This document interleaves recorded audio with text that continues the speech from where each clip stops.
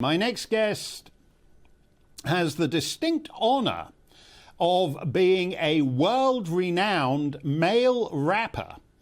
And also, and there's a lot of male rappers around, but he is also a world champ at the women's deadlift.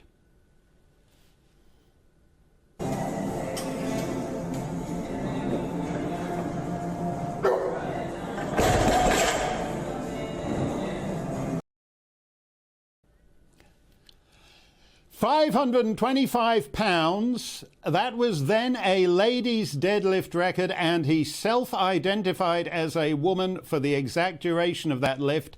So it's great to see women shattering the glass ceiling, particularly a fine-looking woman like that. Those are the rules now.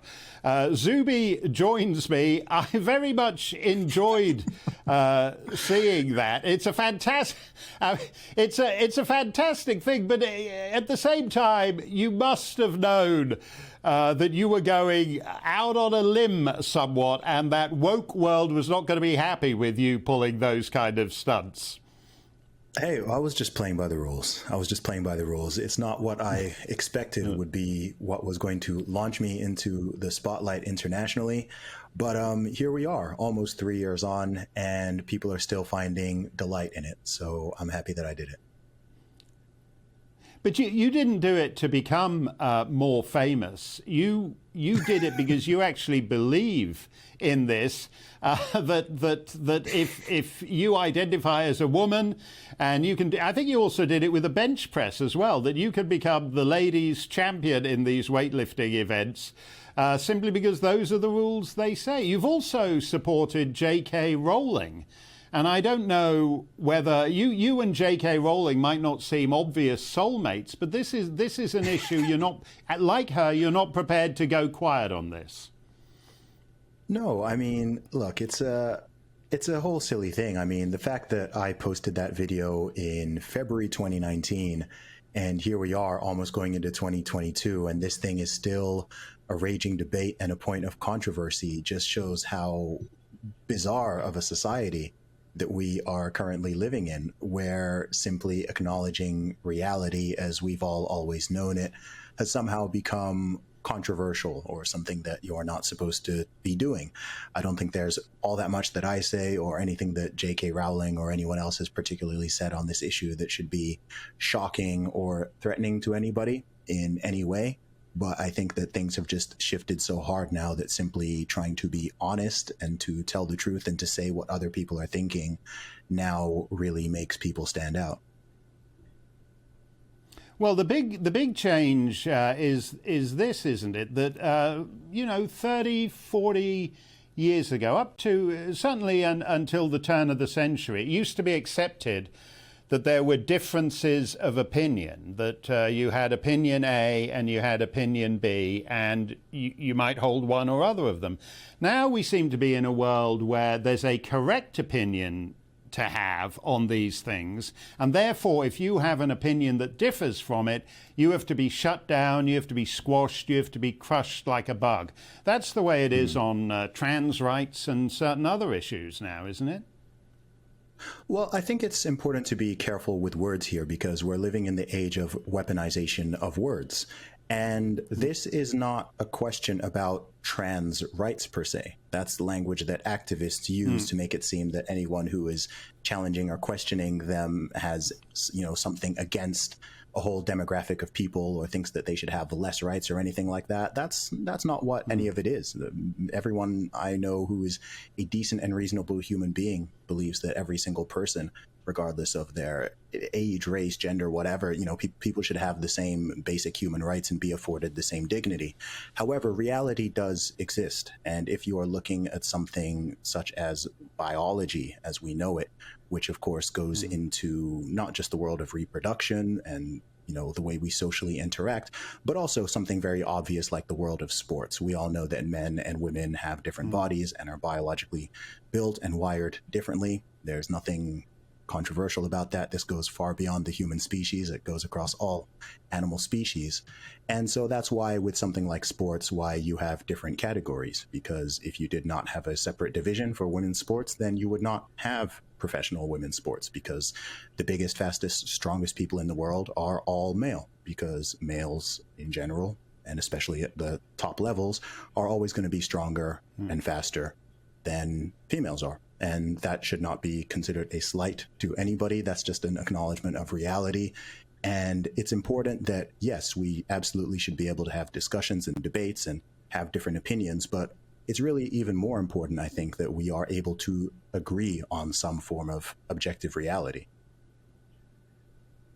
Well, you talk about reality, but there seems to be a lot less of it about than there was a few years ago. For example, J.K. Rowling's most recently got into trouble for suggesting that if you happen to be raped by someone with a penis, chances are that someone is a man.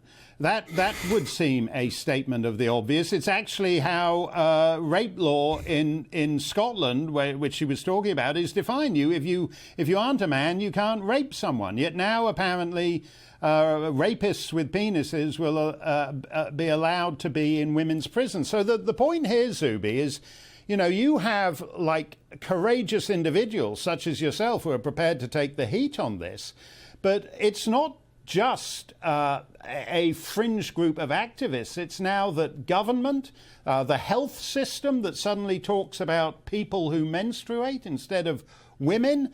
It's the media who report straight-faced that such and such a woman has died of prostate cancer. It's that the government, the media, the culture is all against you. And there aren't that many people who are prepared to speak up as you are on this. Well, I think this is the problem with a lot of these issues, Mark, which is that there is a pandemic of cowardice that is going on, right? I mean, these very fringe views, what percentage of people out there truly believe that men can get pregnant or that women can have penises? These are very fringe, extraordinary views. These are not mainstream views, but because the majority of people who know that this is incorrect and is not biologically right and is nonsense, they are unwilling to say anything. And I understand why people have that trepidation. I know how nasty some of these so-called activists can be. I know that people don't want to be called names or be called any kind of phobe or ism or anything like that. However, I think that if people en masse were to simply stand up and to stand for the truth, again, we're not talking about opinions here, and we're not talking about trying to advocate for any type of harm or discrimination or prejudice against anyone. Far from it.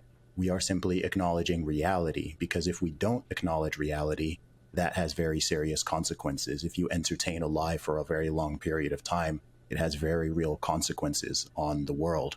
And the reason why things have gotten this stage where you're talking about having male inmates in female prisons, that's how it's gotten so far. So for anyone who's wondering how it's gotten that far because the majority of people are unwilling to say no, or unwilling to say, you know what, hang on, that's going too far.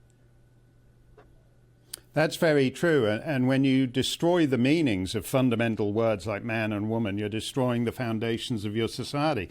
Just finally, let me ask you this, because you spent part of your childhood in Saudi Arabia. That, for many people, can be an oppressive society. If you want to drink alcohol, if you want to have a Bible, that's illegal in Saudi Arabia. Yet it's oppressive, as it were, for the benefit of the majority. We seem to be heading in a Saudi direction, freedom-wise.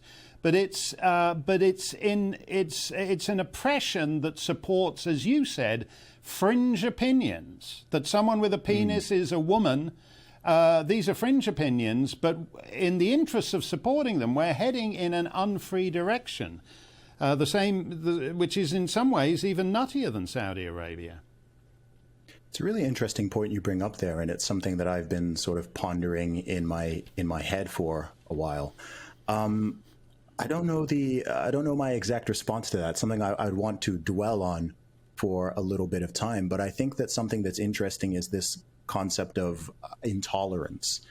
And I think that intolerance is something that is innate to human beings in a way, and certainly to human societies and cultures. And I guess it should, not everything should be tolerated.